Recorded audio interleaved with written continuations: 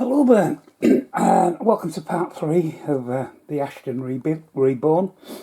As you can see here, this is the original baseboard that Great Fulton built for me, Ashdon Mark II.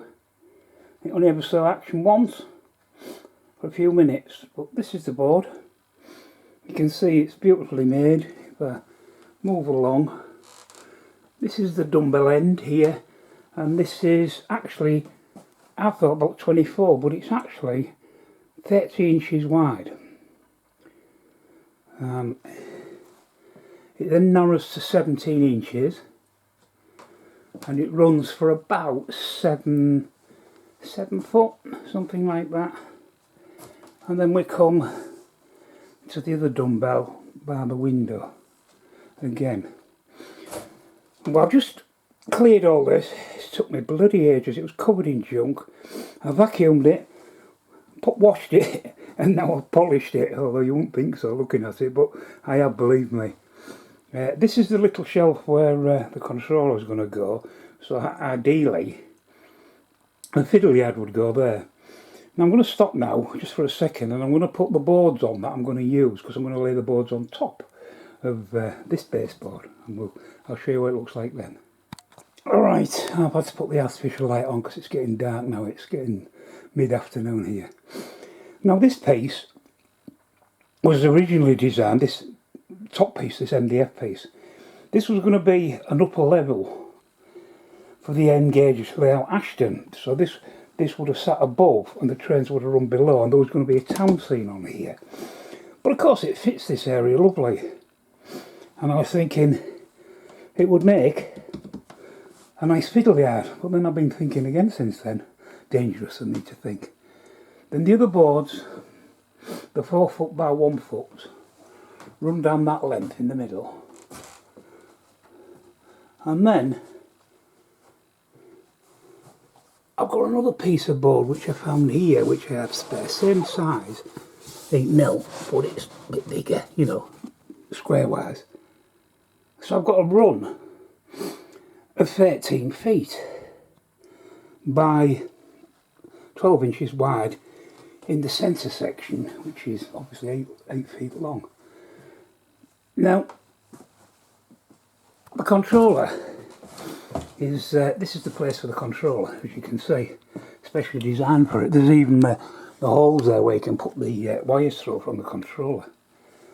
Now this piece, of course, if I flip it over, it will fit that dumbbell just as well. Now that got me thinking, could this end be the fiddle yard with some kind of scenic break? I don't know, see where this, that second bar is there, this one. If I move back, that gives me, well, let me measure it. Let me just get my tape measure. Ignore the room, by the way, I know it's a bloody tip. Let me just measure to that second beam. That's 3 foot, it's about 41 inches to that second beam. Now if I go a bit further to 48, 4 foot, just past that beam, I would have a 4 foot fiddle yard with that extra piece on the end there, a 4 foot fiddle yard, which would leave me with 9 feet for the rest. So the layout could then begin here. That obviously there'd be some kind of blocking off to block off the fiddle yard there, to the scenic part of the layout. And when we get to this end, I'm no longer limited to 12 inches in width. I could come with the track onto this large section here with the factory buildings and the lines. Now I'm not talking a huge amount of track still. I'm still talking a simple track plan. But I could be at this end where the board is, where the controller is, with the main part of the layout, I can see all the scenic part. The only thing is, of course, is when I get to this end, and there's a scenic break, seeing into the fiddle yard might be a bit difficult. But there's ways around that now, isn't there? You can get these little cameras. I could even fix up some kind of mirror on that wall or something, you know, just so I can see. So that would work pretty well. So although these are going to be worked on downstairs, you can see how it's all going to go together when it comes up here. I'm still thinking about putting some very small bracing on this rather than just lay it flat. I don't mean, you know, over-engineered. I don't mean, you know, 2x2 or anything like that. Something a bit like beading, maybe an inch by inch, all the way around with a bit of bracing across the centre. I don't know, we'll worry about that when we get to that.